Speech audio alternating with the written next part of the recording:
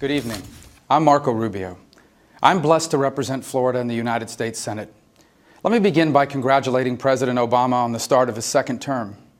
Tonight, I have the honor of responding to a State of the Union address on behalf of my fellow Republicans. And I'm especially honored to be addressing our brave men and women serving in the armed forces and in diplomatic posts around the world. You may be thousands of miles away, but you are always in our prayers. The State of the Union address is always a reminder of how unique America is. You see, for much of human history, most people were trapped in stagnant societies where a tiny minority always stayed on top and no one else even had a chance. But America is exceptional because we believe that every life at every stage is precious and that everyone everywhere has a God-given right to go as far as their talents and hard work will take them. Like most Americans, for me, this ideal is personal. My parents immigrated here in pursuit of the opportunity to improve their life and to give their children the chance at an even better one. They made it to the middle class, my dad working as a bartender and my mother as a cashier and a maid. I didn't inherit any money from them, but I inherited something far better, the real opportunity to accomplish my dreams. This opportunity to make it to the middle class or beyond, no matter where you start out in life, it isn't bestowed on us from Washington. It comes from a vibrant free economy where people can risk their own money to open a business. And when they succeed, they hire more people who in turn invest or spend their money they make helping others start a business and create jobs. Presidents in both parties, from John F. Kennedy to Ronald Reagan, have known that our free enterprise economy is the source of our middle-class prosperity. But President Obama, he believes it's the cause of our problems. That the economic downturn happened because our government didn't tax enough, spend enough, or control enough. And therefore, as you heard tonight, his solution to virtually every problem we face is for Washington to tax more, borrow more, and spend more. This idea that our problems were caused by a government that was too small, it's just not true. In fact, a major cause of our recent downturn was a housing crisis created by reckless government policies. And the idea that more taxes and more government spending is the best way to help hardworking middle-class taxpayers, that's an old idea that's failed every time it's been tried. More government isn't going to help you get ahead. It's going to hold you back. More government isn't going to create more opportunities. It's going to limit them. And more government isn't going to inspire new ideas, new businesses, and new private sector jobs. It's going to create uncertainty. Because more government breeds complicated rules and laws that small businesses can't afford to follow. Because more government raises taxes on employers who then pass the costs on to their employees through fewer hours, lower pay, and even layoffs. And because many government programs that claim to help the middle class often end up hurting them. For example, Obamacare. It was supposed to help middle-class Americans afford health insurance. But now some people are losing the health insurance they were happy with. And because Obamacare created expensive requirements for companies with more than 50 employees, now many of these companies aren't hiring. Not only that, they're being forced to lay people off and switch from full-time employees to part-time workers. Now, does this mean that there's no role for government? Of course not. It plays a crucial part in keeping us safe, enforcing rules, and providing some security against the risks of modern life. But government's role is wisely limited by the Constitution. And it can't play its essential role when it ignores those limits. There are valid reasons to be concerned about the president's plan to grow our government. But anytime anyone opposes the president's agenda, he and his allies usually respond by falsely attacking their motives. When we point out that no matter how many job-killing laws we pass, our government can't control the weather, he accuses us of wanting dirty water and dirty air. When we suggest we strengthen our safety net programs by giving states more flexibility to manage them, he accuses us of wanting to leave the elderly and the disabled to fend for themselves. And tonight, he even criticized us for refusing to raise taxes to delay military cuts, cuts that were his idea in the first place. But his favorite attack of all is that those of us who don't agree with him, that we only care about rich people. Mr. President, I still live in the same working-class neighborhood I grew up in.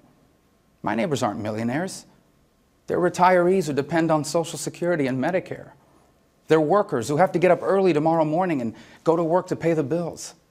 They're immigrants who came here because they were stuck in poverty in the countries where the government dominated the economy. The tax increases and the deficit spending you propose will hurt middle-class families. It will cost them their raises. It will cost them their benefits. It may even cost some of them their jobs. And it will hurt seniors because it does nothing to save Medicare and Social Security. So, Mr. President, I don't oppose your plans because I want to protect the rich. I oppose your plans because I want to protect my neighbors. Hardworking middle-class Americans who don't need us to come up with a plan to grow the government. They need a plan to grow the middle class. Economic growth is the best way to help the middle class. Unfortunately, our economy actually shrank during the last 3 months of 2012. But if we can get the economy to grow at just 4% a year, it would create middle-class jobs, and it would reduce our deficits by almost $4 trillion over the next decade. Tax increases can't do this.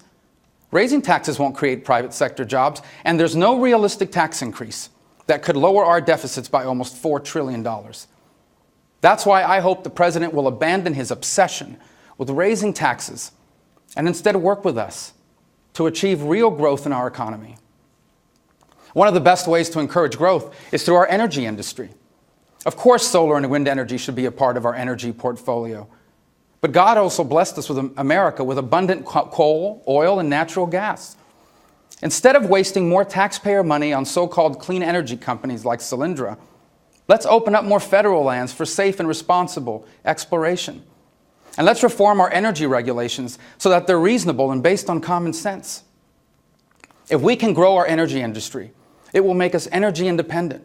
It will create middle-class jobs, and it will help bring manufacturing back from places like China. Simplifying our tax code will also help the middle class because it will make it easier for small businesses to hire and grow. And we agree with the President. We should lower our corporate tax rate, which is one of the highest in the world, so that companies will start bringing their money and their jobs back here from overseas. We can also help grow our economy if we have a legal immigration system that allows us to attract and assimilate the world's best and brightest. We need a responsible, permanent solution to the problem of those who are here illegally. But first, we must follow through on the broken promises of the past to secure our borders and enforce our laws. Helping the middle class grow will also require an education system that gives people the skills today's jobs entail and the knowledge that tomorrow's world will require. We need to incentivize local school districts to offer more advanced placement courses and more vocational and career training. And we need to give all parents, especially the parents of children with special needs, the opportunity to send their children to the school of their choice. And because college tuition costs have grown so fast, we need to change the way we pay for higher education. Now, I believe in federal financial aid. I couldn't have gone to college without it. But it's not just about spending more money. It's also about strengthening and modernizing them. The 21st century workforce should not be forced to accept 20th century education solutions. Today's students aren't only 18-year-olds. They're returning veterans. They're single parents who decide to get the education they need to earn a decent wage. And they're workers who have lost jobs that are never coming back and need to be retrained. We need student aid that does not discriminate against programs that non-traditional students rely on, like online courses or degree programs that give you credit for work experience. When I finished school, I owed over $100,000 in student loans, a debt I paid off just a few months ago. Today, many graduates face massive student loans. We must give students more information on the costs and benefits of the student loans they're taking out. All of these measures are key to helping grow the economy. Though we won't be able to sustain a vibrant middle class unless we solve our debt problem. Every dollar our government borrows is money that isn't being invested to create jobs. And the uncertainty created by the debt is one reason why many businesses aren't hiring. The President loves to blame the debt on President Bush, but President Obama has created more debt in 4 years than his predecessor did in 8. The real cause of our debt is that our government has been spending $1 trillion more than it takes in every year. That's why we need a balanced budget amendment. The biggest obstacle to balancing the budget are programs where spending is already locked in. One of these programs is Medicare. It's especially important to me. It provided my father the care he needed to battle cancer and ultimately to die with dignity. And it pays for the care my mother receives right now. I would never support any changes to Medicare that would hurt seniors like my mother. But anyone who's in favor of leaving Medicare exactly the way it is right now is in favor of bankrupting it. Republicans have offered a detailed and credible plan that helps save Medicare without hurting today's retirees. Instead of playing politics with Medicare, when is the president going to offer his detailed plan to save it? Tonight would have been a good time for him to do it. Of course, we face other challenges as well. We were all heartbroken by the recent tragedy in Connecticut. We must effectively deal with the rise of violence in our country. But unconstitutionally undermining the Second Amendment rights of law-abiding Americans is not the way to do it. On foreign policy, America continues to be indispensable to the goal of global liberty, property, and safeguarding human rights. The world is a better place when America is the strongest nation on earth. But we can't remain powerful if we don't have an economy that can afford it. In the short time that I've been here in Washington, nothing has frustrated me more than false choices like the one the president laid out tonight. The choice isn't just between big government or big business. What we need is an accountable, efficient, and effective government that allows small and new businesses to create more middle-class jobs. We don't have to raise taxes to avoid the president's devastating cuts to our military. Republicans have passed a plan that replaces these cuts with responsible spending reforms. In order to balance our budget, the choice doesn't have to be either higher taxes or dramatic benefit cuts for those in need. Instead, we should grow our economy so that we can create new taxpayers, not new taxes, and so our government can afford to help those who truly cannot help themselves. And the truth is, every problem can't be solved by the government. Many are caused by the moral breakdown in our society. And the answer to these challenges lie primarily in our families and our faiths, not our politicians. Despite our differences, I know that both Republicans and Democrats love America. I pray we can come together to solve our problems, because the choices before us could not be more important. If we can get our economy healthy again, our children will be the most prosperous Americans ever.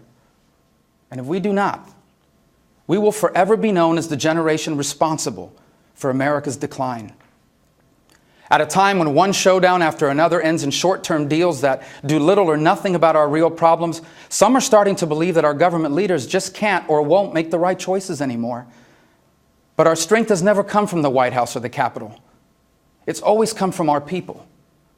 A people united by the American idea that if you have a dream and you're willing to work hard, nothing should be impossible. Americans have always celebrated and been inspired by those who succeed. But it's the dreams of those who are still trying to make it that sets our nation apart. Tonight, all across this land, parents will hold their newborn children in their arms for the first time. For many of these parents, life has not gone the way they had planned. Maybe they were born into circumstances they've found difficult to escape. Maybe they've made some mistakes along the way. Maybe their young mother's all alone, the father of their child long gone. But tonight, when they look into the eyes of their child for the first time, their lives will change forever. Because in those eyes, they will see what my parents saw in me and what your parents saw in you. They will see all the hopes and dreams they once had for themselves. This dream of a better life for their children, it's the hope of parents everywhere. Politicians here and throughout the world have long promised that more government can make those dreams come true. But we Americans have always known better. From our earliest days, we embraced economic liberty. And because we did, America remains one of the few places on earth where dreams like these even have a chance. Each time our nation has faced great challenges, what has kept us together was our shared hope for a better life. Now, let that hope bring us together again to solve the challenges of our time and write the next chapter in the amazing story of the greatest nation man has ever known. Thank you for listening. May God bless all of you. May God bless our president, and may God continue to bless the United States of America.